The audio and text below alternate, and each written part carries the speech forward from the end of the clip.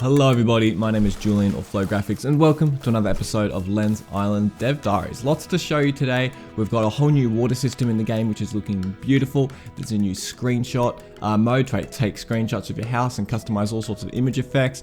You can see me running throughout the night with a torch. And there's also a new building, editing and paint system that I've sort of reworked and sort of optimized. We've also included some of the feedback from last video as well. So before we get into the water, I'm going to talk a bit about glass. There's now glass bottles in the game. We thought this would be a cool way to actually add glass because we needed it for building, to create glass windows and all sorts of different items. And I just thought it'd be really interesting if almost like pirates have been sort of sailing the ocean, throwing out their glass bottles, and you pick them up and collect them. So you get some resources that you can actually use to build and sell, but at the same time clean up the island and just make it a nicer place to live.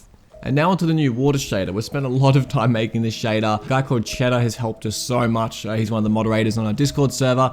And we've basically just been crafting this shader because it needs to work with our day and night cycle system. We use a lot of animation curves to change all the colors and the settings over these different time periods. And making water for day and night cycles is not easy. You need the water to look good at all different times of day, even at nighttime, even when it's afternoon or sunset or the middle of the day. It needs to work for all those different types. Previously, I had multiple sort of materials that I was sort of basically changing or lerping as the day goes on, but we've reworked it so we just use one material, but then if I was to sort of make it for sunrise and not nighttime, it would still work. We can actually change some of the values of the material over time to match the day and night cycle, which basically just makes really beautiful looking water all the time. So you can see there's a lot of sort of little details that we've added, things like the caustics. I think that's how you pronounce it. I've never really been taught how to pronounce that, but caustics are basically like the light refracting down into the sand and making those cool little wavy patterns. So we've added them. There's a whole new sort of edge foam system. There's all the nice sort of waves that you can see the water moving,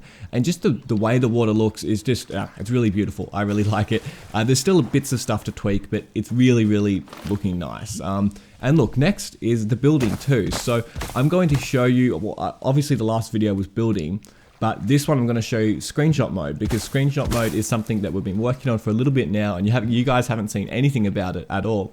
And this is how you can actually take photos of your nice houses and just take photos of the game in general. It's a pretty game. I've tried to make this game look as good as possible, and it's going to keep looking better and better as development continues. So we really want to show that off, and we want to give people the opportunity to be able to capture their own little moments within the game. So I'm going to build a little house here, as you can see me sort of already started, and I'm going to sort of take some screenshots of it and show you how the screenshot mode works, because it's super easy to use. It's really, really simple. But I don't know, I really, really liked screenshot modes in games. Whenever I used to play like Skate 3, I always used to like make little skateboarding edits of me making sort of, skate lines and things. So I really loved making, like, capturing footage of games throughout sort of my gameplay experience, I guess. So I wanted to include this in Lens Island in a sort of screenshot way. So this is the screenshot mode. You can go to the sort of the escape menu and enter screenshot mode.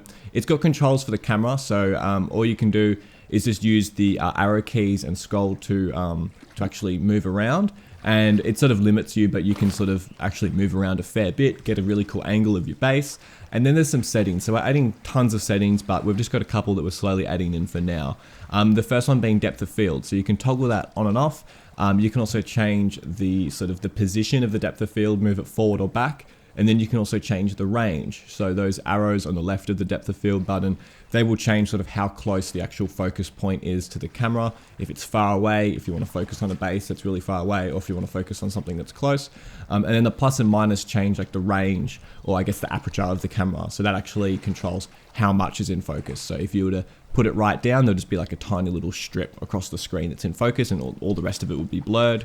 And if you had it all the way plussed up to the top, almost everything would be in focus. So we're trying to give a lot of control with these effects, starting off with the depth of field, to make people get creative with it, Along with that, it's also the building hide system we've included. So you can see this little picture of a house, and then if I click the levels, it actually disappears all the levels globally throughout the game. So you can actually hide the levels of your base and take screenshots of the interior of your base and all sorts of stuff. So there's going to be a whole sort of bar of all these different commands everywhere. There's going to be all sorts of different sort of image effects and everything that you can customize, but the screenshots actually save and actually work. So this is my pictures folder on my computer. It works for both Windows and Mac, so it just saves it to your My Pictures, and you can see here's a little screenshot, little PNG image of my base and some previous ones that I've taken when I've been testing the system. And yeah, look, it's super easy. It just automatically saves a screenshot. It automatically creates that folder if it doesn't already exist. And yeah, look, that's just a nice little thing that I guess we've added. It's taken a little while to add, but we're going to keep making it better and better. So for the demo, that's going to be included, and you'll be able to take beautiful screenshots of your homes. And I'd now like to quickly thank the sponsor of today's video, Skillshare. I've talked about Skillshare in the past, and I'm talking about them again because I absolutely love the platform. The reason I do is because like my YouTube channel is based off teaching people, and learning online through the internet for creatives is such a valuable thing, and Skillshare has just nailed it, because you can just jump on board and have unlimited access to all these classes and literally just take 10 minutes, an hour, and learn so much. It's honestly the best tool for creatives, because one of the hardest parts about learning online is actually structure, and Skillshare completely solves this, making such easy to digest classes that you can get through and just follow without even really thinking, but at the same time you're learning so much. So they're actually giving away 2 months free to the first 1,000 people that follow the link in the description, so make sure to head down quickly. The slots will get used up, and let's get straight back into the Dev Diary. So the top comment on the previous video, the building video, was actually that we should make it so the build items toggle on rather than click and drag every time. So as you can see right now, that's what we've done. We're testing it out at the moment. I'm not sure if I do like it. It's a lot quicker to build, though there's still a few things we need to iron out. I'll actually get rid of that tree quickly. There's still a few things we need to iron out. So I think a combination of both would be really good. But look, what I'm here for is to show you the editing system, because this is actually reworked. So you can see I can select all these build items, and then if I right click, it opens up the paint. Left click opens up the editing menu. So this is where I can change the style. So I can upgrade to stone. What it currently is wood, or I can destroy it. So I can select any of these foundations and just really quickly go through and upgrade them to stone. It actually works on like holding your click. So you hit F to toggle on the system, or there's also like a little pencil on the build menu to toggle it on. And then you can just hover over anything, and then I can right click. And then when I let go of the click, it paints it red. If I let go not on a button, it will just close the menu. So it just makes it so you could just really quickly edit or paint your base in just like 10 seconds. It's really quick.